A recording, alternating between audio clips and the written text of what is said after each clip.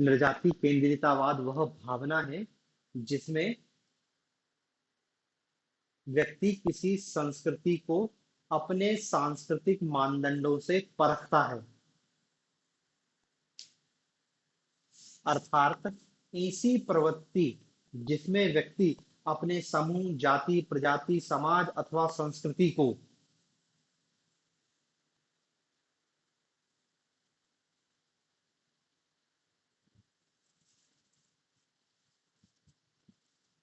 अपने समूह, जाति, प्रजाति, समाज अथवा संस्कृति को अन्य संस्कृति की अपेक्षा श्रेष्ठ समझता हूं। अन्य संस्कृति की अपेक्षा श्रेष्ठ समझता हूं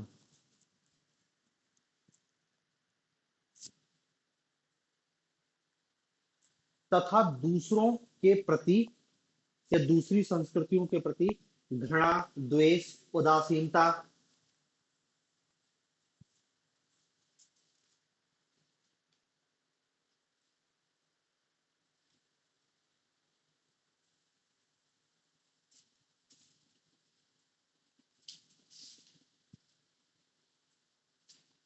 घृणा, उदासीनता, अरुचि जैसे मनोभावों को प्रकट करता है।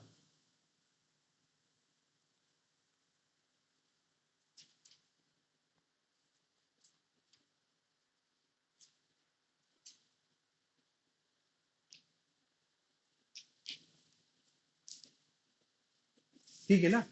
देखो, निर्जाति केंद्रितावाद एक ऐसी भावना है, एक ऐसी प्रवृत्ति है जो दुनिया के प्रत्येक समाज में पाई जाती है और खासकर जनजाति समाज में तो बहुत ज्यादा पाई जाती है।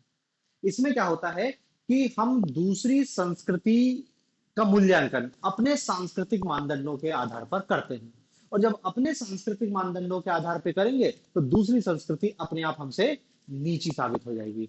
तो निजाति केंद्रितावाद एक ऐसी भावना है जिसमें व्यक्ति अपनी संस्कृति को महान बताता है और दुनिया की सभी संस्कृतियों को अपन से निम्न मानता है। ये भावना कहलाती है नरजाति केंद्रितावाद।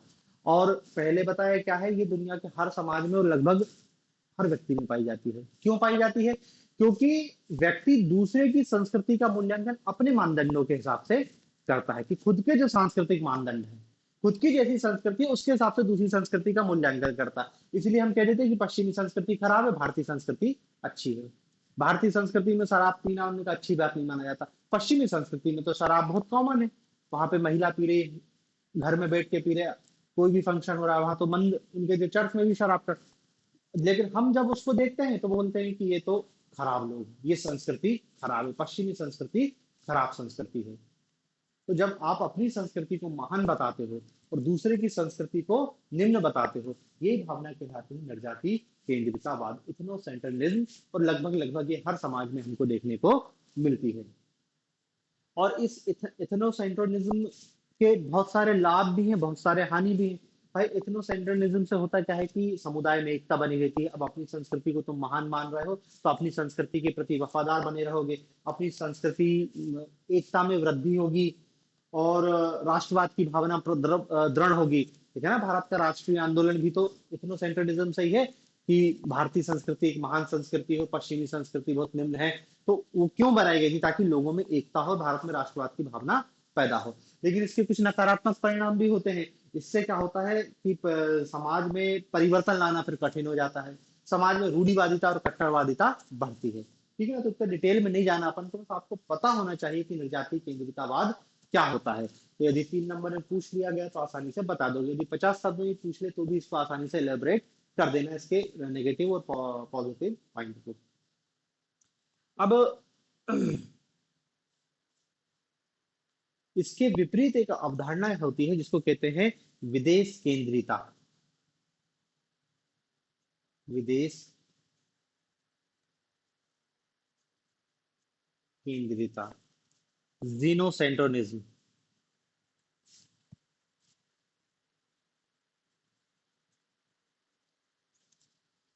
जीनोसेंट्रोनिज्म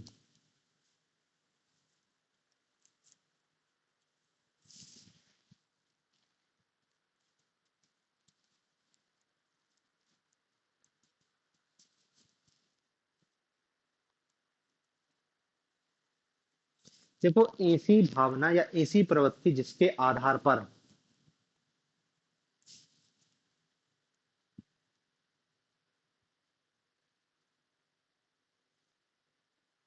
जिसके आधार पर अन्य संस्कृतियों को अपनी संस्कृति की अपेक्षा अधिक महत्व दिया जाता है।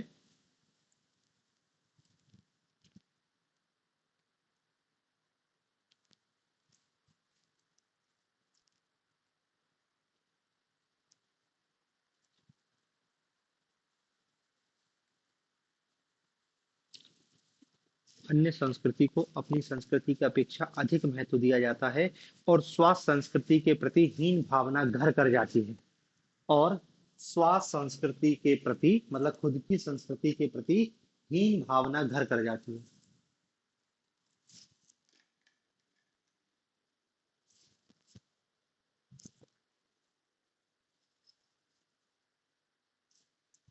देखो, ये जीनोसेंट्रिज्म विदेश केंद्रिता को परजाति केंद्रितावाद भी कहते हैं।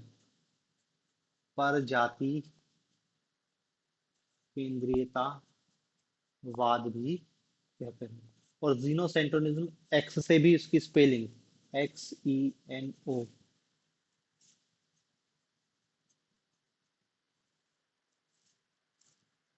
दोनों स्पेलिंग मिलती है। ये भी जीनोसेंट्रिज्म पढ़ते हैं, इसको भी जीनोसेंट्रिज्म ही पढ़ रहे हैं। ठीक है ना। और इसमें हम क्या लिख रहे हैं, ये जो भावना है निर्जाति केंद्रितावाद के जस्ट विपरीत है। निर्जाति केंद्र इथनोसेंट्रिज्म में हम क्या बन रहे हैं, खुद की संस्कृति को महान बता दे रहे हैं। अब इधर क्या कर रहे हैं, उसके जस्ट विपरीत, कि दूसरे की संस्कृति को महान मान रहे हैं और दूसरे की संस्कृति की तुलना में खुद की संस्कृति को निम्न मान रहे हैं। दोनों भावनाएं पाई जाती है। दोनों भावनाएं क्या है, अवैज्ञानिक है। ये भी भावना आपको भारत में देखने को मिलेगी कि भारत में, अब तो नहीं लेकिन फिर भी जब ब्रिटिश रूल था तो ब्रिटिश संस्कृति को महान माना जाता था। ब्रिटिश संस्कृति को बहुत से लोग अच्छा मानते थे, खासकर उस समय के जो पढ़े लिखे लोग थे। वो मानते थे कि पश्चिमी संस्कृति एक अच्छी संस्कृति है, तो उसकी संस्कृति को अपनाने का प्रयास करते थे। क्योंकि 150 साल तक, 200 साल तक अंग्रेजों ने जो शासन किया था, उसका परिणाम स्वाभाविक ये हुआ कि भारत के लोग गुलाम हो गए, तो भारतीय संस्कृति को क्या है, निम्न मानने लगे, और पश्चिम की या ब्रिटेन की संस्कृति को उच्च मानने लगे, और उसी को फॉलो करने लगे। तो ये अवधारणा कहलाती है विदेश केंद्रिता। जस्ट अपोजिट है जाति केंद्रिता, खुद की संस्कृति को महान मानना। उसके जस्ट विपरीत, खुद की संस्कृति को निम्न मान रहे हैं और दूसरे की संस्कृति को महान मान रहे हैं। ये दोनों ही अवधारणा अवैज्ञानिक है। ना तो कोई संस्कृति निम्न होती है और ना ही कोई संस्कृति महान होती है। संस्कृति तो क्या होती है, समाज का जैसा भौगोलिक जो सामाजिक मूल्यों का परिणाम होती है। भाई संस्कृति तो समय के साथ डेवलप हुई है ना। तो इन दोनों जो अवधारणा है ये पूरी तरीके से गलत अवधारणा है। जो सही अवधारणा है वो कहलाती है सांस्कृतिक सापेक्षवाद। ये सही चीज है, सांस्कृतिक सापेक्षवाद।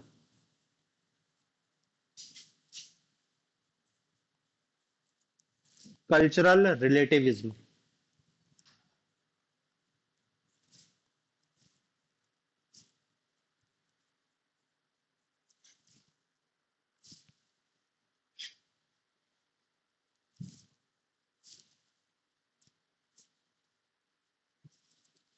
कल्चरल रिलेटिविज्म, सांस्कृतिक सापेक्षवाद।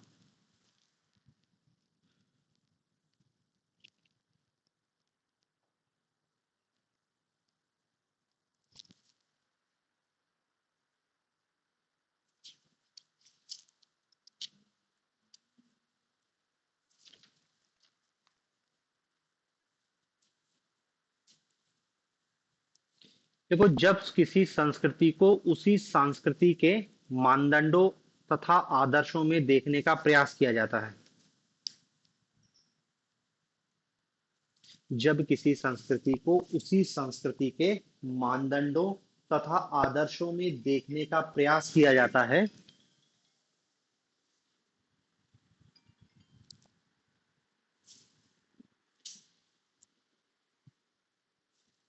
देखने का प्रयास किया जाता है,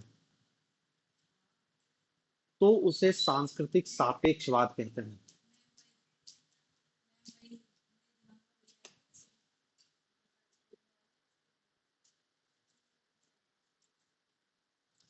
पैराग्राफ चेंज करना, प्रत्येक संस्कृति अपनी विशिष्ट परिस्थितियों के साथ अपने ढंग से समायोजन करती है।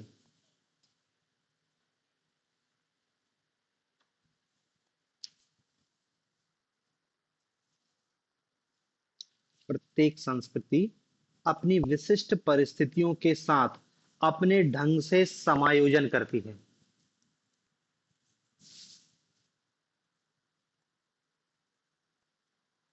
अतः किसी एक संस्कृति का मूल्यांकन किसी दूसरी संस्कृति के मानदंडों के अनुसार नहीं किया जा सकता।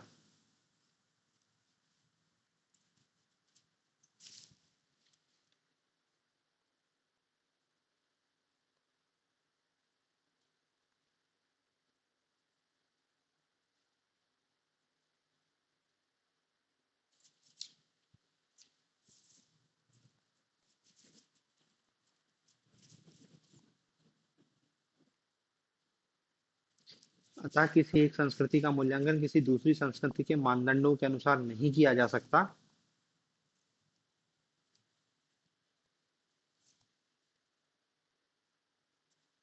सभी संस्कृतियां अपने पर्यावरण तथा भौगोलिक भिन्नताओं के कारण एक दूसरे से भिन्न होती हैं।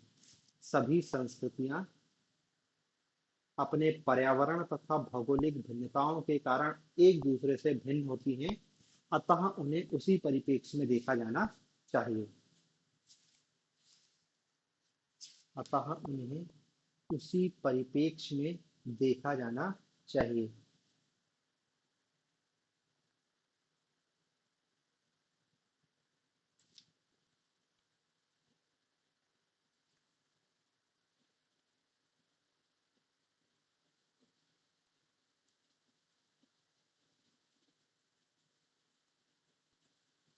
ठीक है।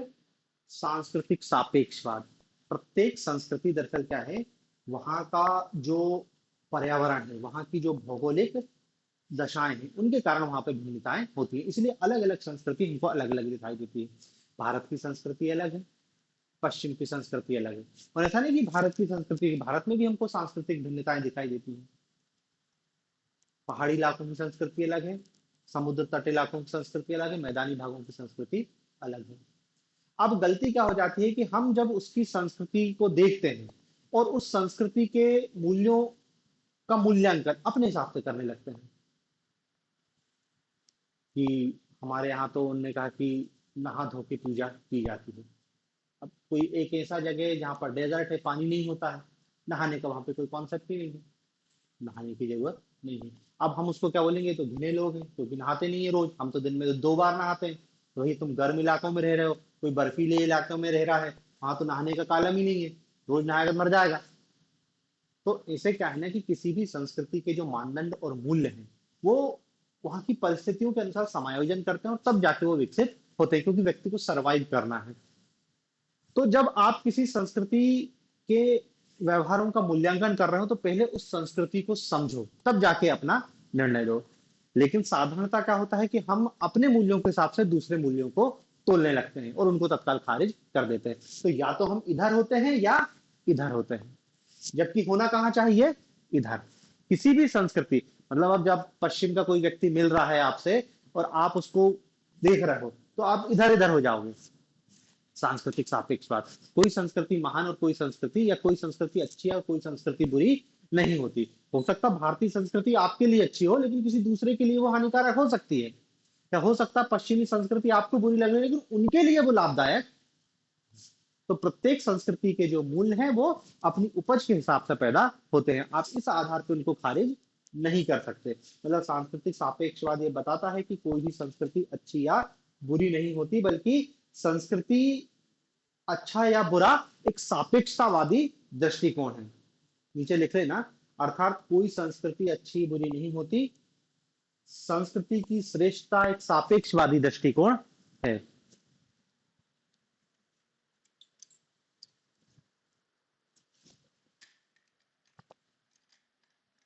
संस्कृति की श्रेष्ठता एक सापेक्षवादी दृष्टिकोण है, ठीक है ना।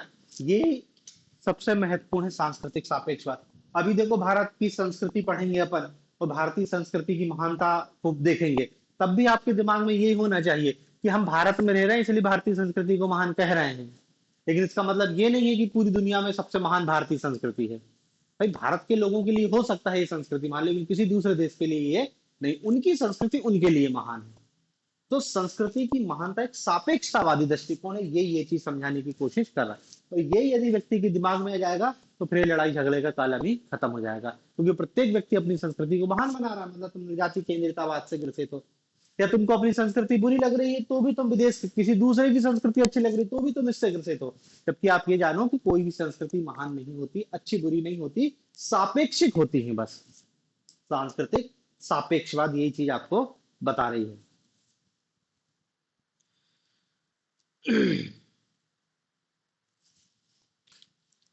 फिर इसमें जो अगली अवधारणा है,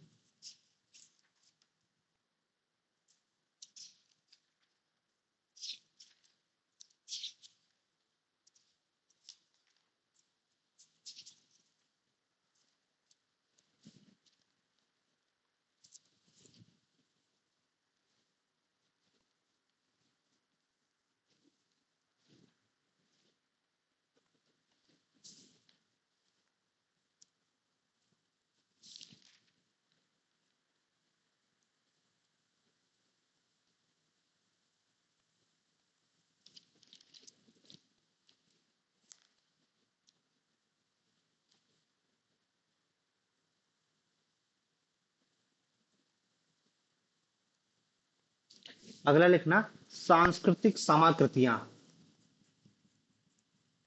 सांस्कृतिक समाकृतियां। सांस्कृतिक समाकृतियां।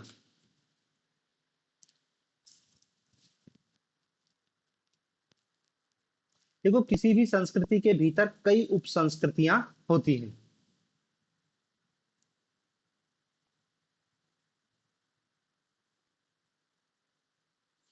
किसी संस्कृति के भीतर कई उप संस्कृतियां होती हैं।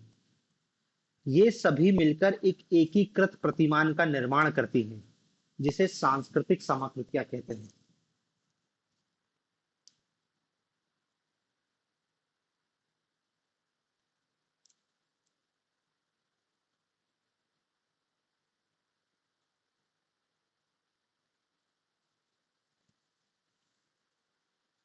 किसी भी संस्कृति के भीतर कई उप संस्कृतियां होती हैं।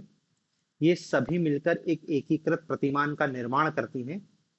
इन्हें ही सांस्कृतिक समाकृतियां कहते हैं।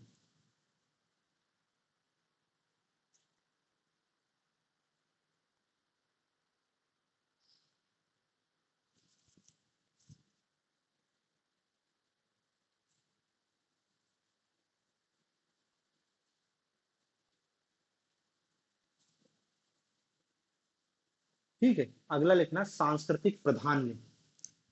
सांस्कृतिक प्राधान्य।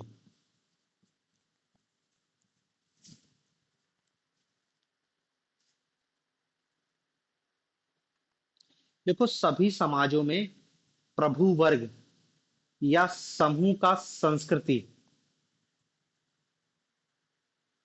सभी समाजों में प्रभु वर्ग या समूह का संस्कृति पर प्रभाव या प्रभुत्व होता है। संस्कृति पर प्रभाव या प्रभुत्व होता है। वह अपने विचारों से अन्य समूह पर शासन करते हैं। वह अपने विचारों से अन्य समूह पर शासन करते हैं।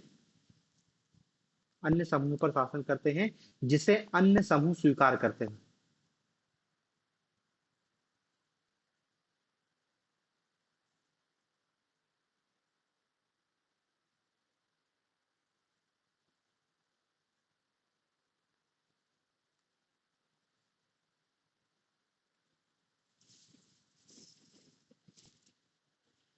ठीक है ना। एलिट क्लास मतलब प्रत्येक संस्कृति में कुछ प्रभु वर्ग होता है, एलिट क्लास होता है, और वो क्या है अपने हिसाब से उस संस्कृति के मूल्य तय करता है और सभी उसको स्वीकार करते हैं। जैसे भारत में ब्राह्मण की संस्कृति एक किसका उदाहरण है, सांस्कृतिक प्राधान्य का उदाहरण है। पुस्तक में लिख लेना भारत में ब्राह्मण संस्कृति। अगला लिखना सांस्कृतिक पुनरावेशीकरण।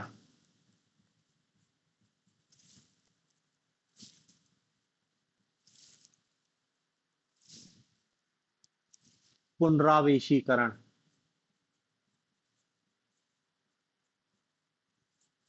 सांस्कृतिक पुनरावेशीकरण, कल्चरल रिवाइटलाइजेशन। देखो, जब कोई पतोन्मुख संस्कृति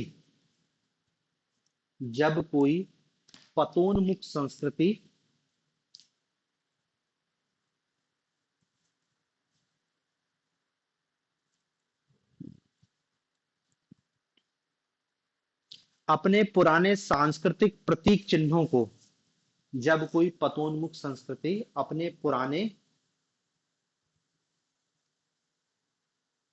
सांस्कृतिक प्रतीक चिन्हों को नए वातावरण एवं चुनौतियों के साथ, नए वातावरण एवं चुनौतियों के साथ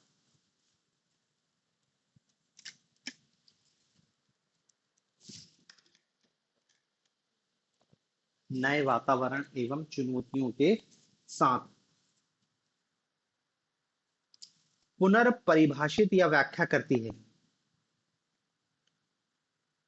नए वातावरण एवं चुनौतियों के साथ पुनर्परिभाषित या व्याख्या करती है, जिससे कि संस्कृति के पुराने गौरव को प्राप्त किया जा सके। जिससे कि संस्कृति के पुराने गौरव को प्राप्त किया जा सके।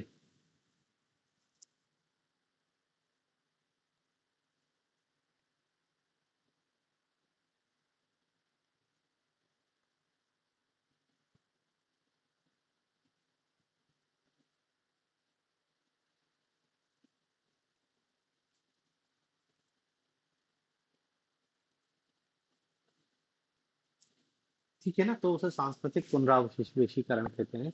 मतलब जैसे आर्य समाज ने नारा दिया वेदों की ओर लौटो, वो क्या है, ये इसी का उदाहरण है। सांस्कृतिक पुनरावेशीकरण की, अपने सांस्कृतिक के पुराने प्रतीक चिन्हों को वापस से उभारना, ताकि अपनी संस्कृति के गौरव को बताया जा सके।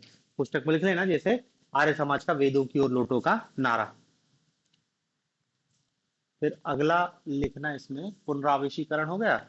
संस्कृति पुनरुत्पादन,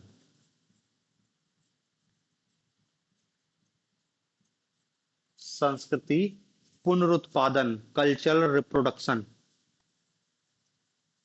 देखो, वह प्रक्रिया जिसमें सांस्कृतिक मूल्य, प्रतिमान, मानदंड एक पीढ़ी से दूसरी पीढ़ी को हस्तांतरित किए जाते हैं। सांस्कृतिक मूल्य, मानदंड,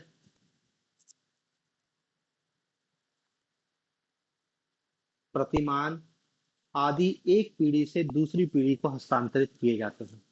आदि एक पीढ़ी से दूसरी पीढ़ी को हस्तांतरित किए जाते हैं।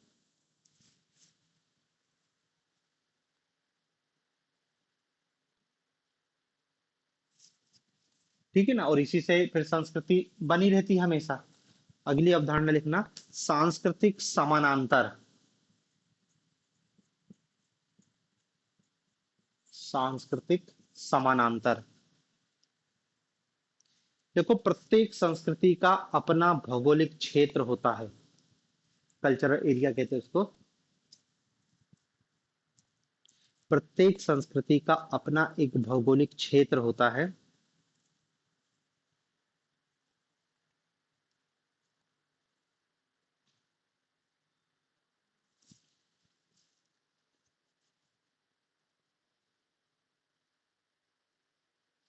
उस क्षेत्र की सीमा के पश्चात दूसरा सांस्कृतिक क्षेत्र प्रारंभ हो जाता है।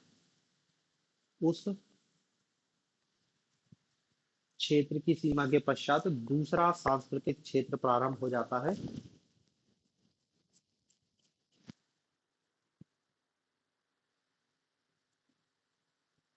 इस प्रकार दो सांस्कृतिक सीमाओं के बीच भी कुछ समूह रहते हैं। इस प्रकार दो सांस्कृतिक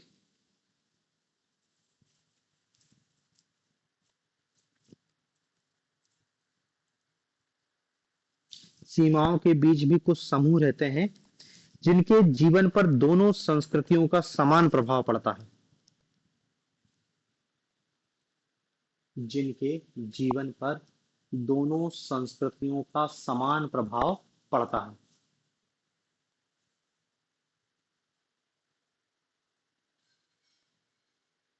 समझ रहे हैं ना? ये एक कल्चर एरिया है, ये दूसरा कल्चर एरिया है, ठीक है ना? ये यहाँ पर दोनों मिल रहे हैं। तो यहाँ पर जो लोग रह रहे हैं उन पे इन संस्कृति पर इन संस्कृति जो तो कॉमन हो जाता है। जैसे भारत में विभिन्न राज्य, जैसे एक राज्य महाराष्ट्र, मराठी भाषा, मराठी कल्चर, उसकी सीमा मिलती है कर्नाटक से। तो महाराष्ट्र और कर्नाटक की सीमा पर जो लोग रहते हैं उनके देखोगे जीवन में दोनों संस्कृतियों का प्रभाव। तो ये जो अवधारणा है यही है सांस्कृतिक समानांतर। अगला लिखो सांस्कृतिक झटका, कल्चरल शॉक। सांस्कृतिक झटका,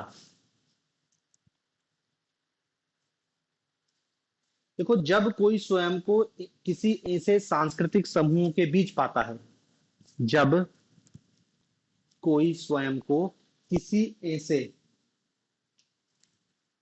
जब कोई स्वयं को किसी ऐसे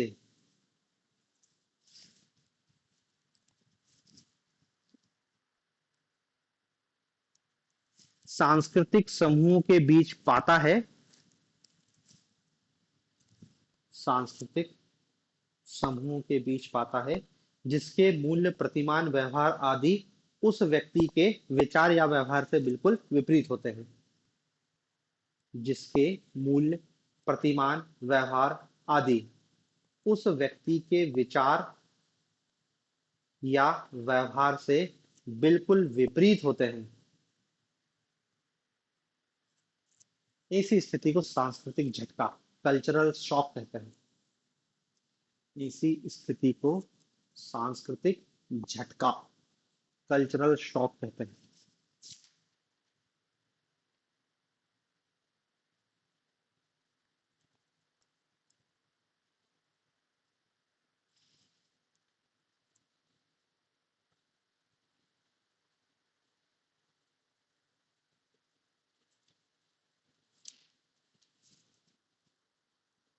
ठीक है ना?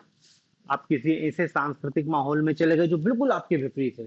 जैसे पश्चिम का कोई व्यक्ति भारत आता था और भारत में सती प्रथा को देख लेता था कि महिला को जिंदा जला दिया जाता, तो वो तो उसके लिए तो एक कल्चरल शॉक है कि ये कैसा पागलपन है। बाल विवाह किए जा रहे हैं, कन्याओं का वध कर दिया जा रहा है, या फिर बलि दे रहे हैं आदमी की। ऐसे बहुत सारी चीज।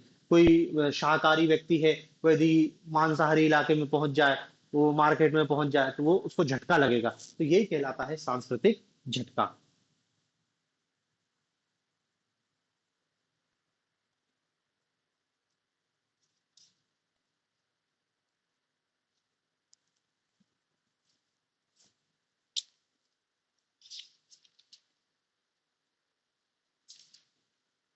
अगली अवधारणा सांस्कृतिक निर्धारणवाद, तो अपन पहले लिख चुके हैं, देखना उसको लिख लिया है। आ, अगली इसमें लिखना स्वकाल केंद्रवाद। स्वकाल केंद्रवाद, स्वकाल केंद्रवाद।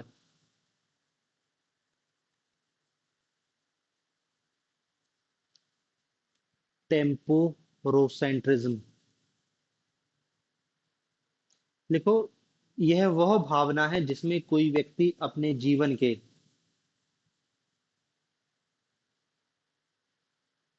यह वह भावना है जिसमें व्यक्ति अपने जीवन के किसी समय विशेष को आदर्श या श्रेष्ठ मानकर अन्य कालों की तुलना करता है।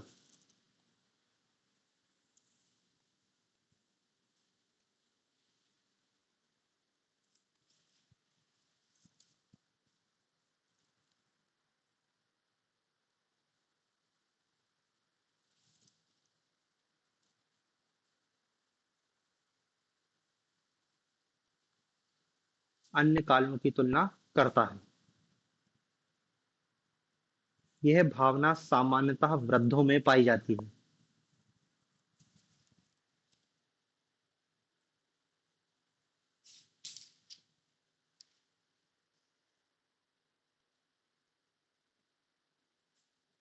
ठीक है ना।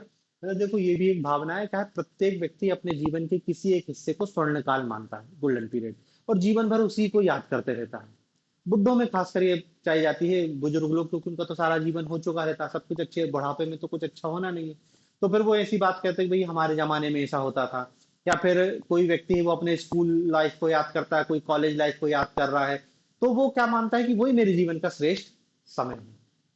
बाकी अब ना तो अभी अच्छा है और ना आने वाला अच्छा होगा। वही था जो गोल्डन पीरियड, वही कहलाता है सांस्कृतिक स्वकाल केंद्रवाद। अगला लिखना, गरीबी की संस्कृति, कल्चर ऑफ पॉवर्टी। गरीबी की संस्कृति, गरीबी की संस्कृति।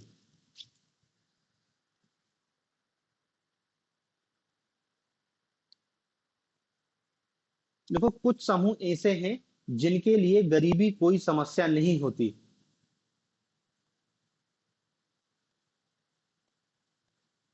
कुछ समूह ऐसे होते हैं जिनमें गरीबी कोई समस्या नहीं होती।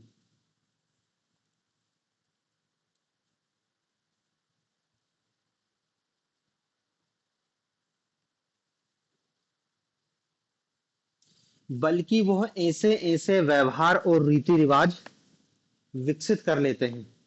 बल्कि वह ऐसे ऐसे व्यवहार और रीति रिवाज विकसित कर लेते हैं। ऐसे ऐसे व्यवहार और रीति रिवाज विकसित कर लेते हैं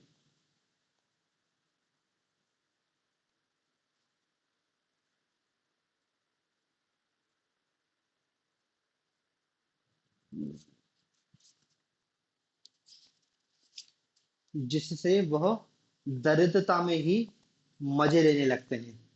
जिससे वह दरिद्रता में ही मजे लेने लगते हैं।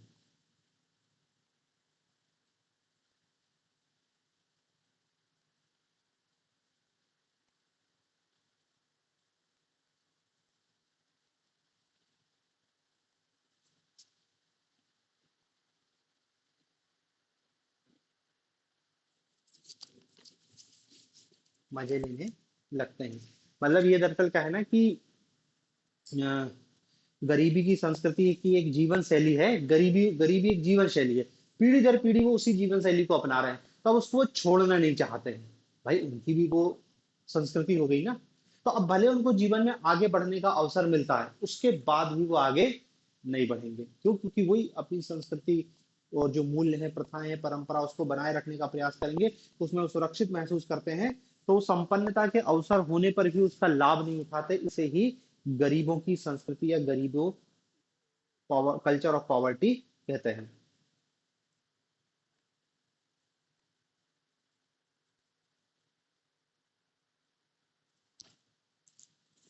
अगला देखो, स्व संस्कृति ग्रहण। स्व संस्कृति ग्रहण।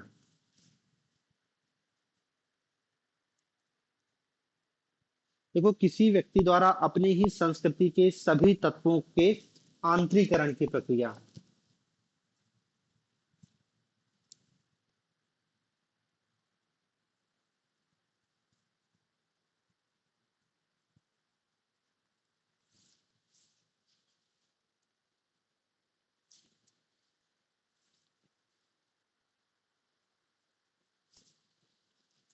अपनी ही संस्कृति के सभी तत्वों के आंतरीकरण की प्रक्रिया स्व संस्कृति ग्रहण कहलाती है।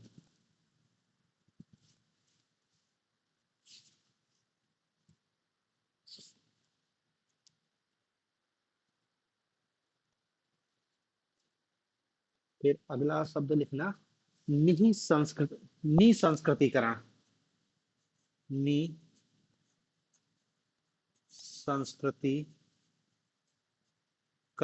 निसंस्कृतिकरण।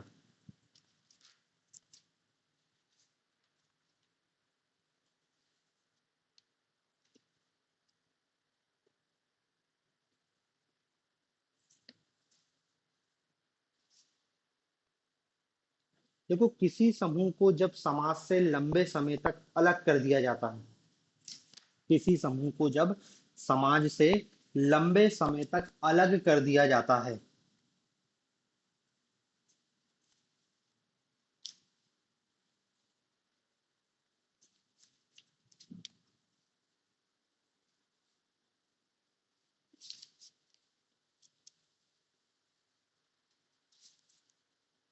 अलग कर दिया जाता है, जिससे वो संस्कृति के कई पक्षों तथा तत्वों को भूलने लगता है। वो संस्कृति के कई पक्षों एवं तत्वों को भूलने लगता है। जब किसी समूह को जब समाज से लंबे समय तक अलग कर दिया जाता है, समाज से लंबे समय तक अलग कर दिया जाता है,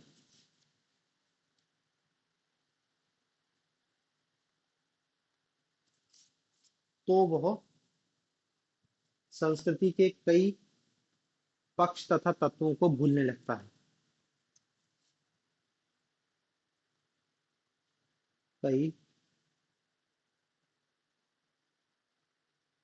तत्वों या पक्षों को भूलने लगता है।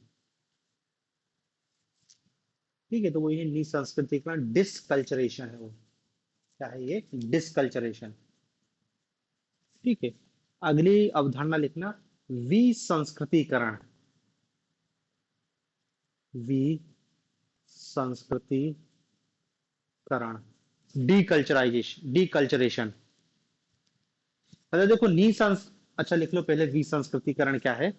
कि वह प्रक्रिया जिसमें समय के साथ जब कोई समूह अपनी संस्कृति को पूर्णतः भुला देता है।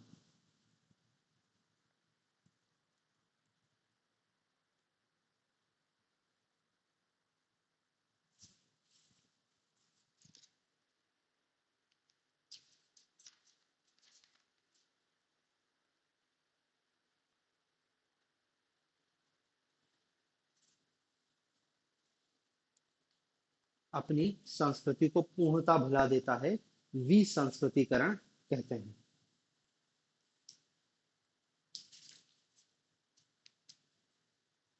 विसंस्कृतिकरण कहते हैं।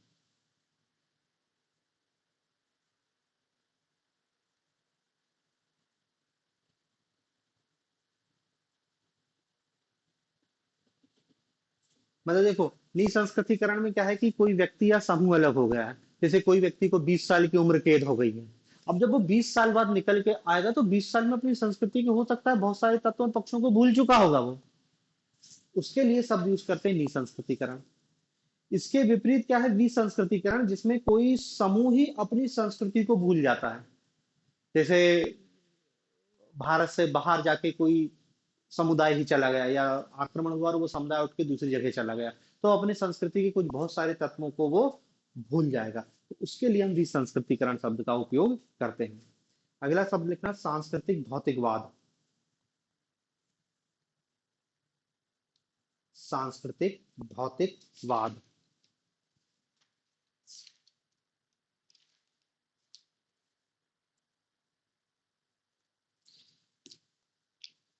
देखो, वह दृष्टिकोण जो मानता है कि किसी भी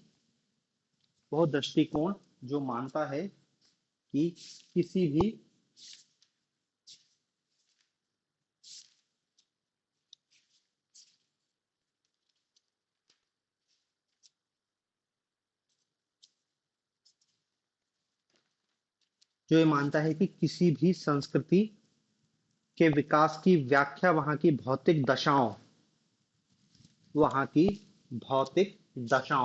भौतिक दशाओं मतलब समझ रहे हैं ना? वहां की ज्योग्राफी, वहां की जलवायु, मौसम, जनसंख्या, वहां की टोपोग्राफी, तो ये सब मिलाकर के ना भौतिक दशाओं के संदर्भ में की जानी चाहिए।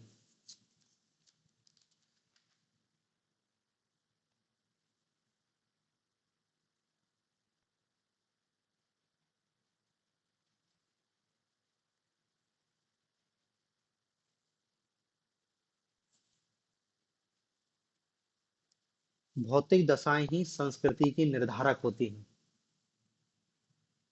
भौतिक दशाएं ही संस्कृति के निर्धारक होती हैं।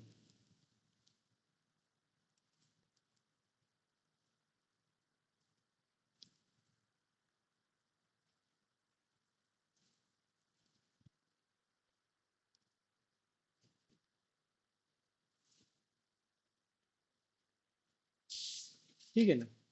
तो ये आपका सांस्कृतिक भौतिकवाद हो गया।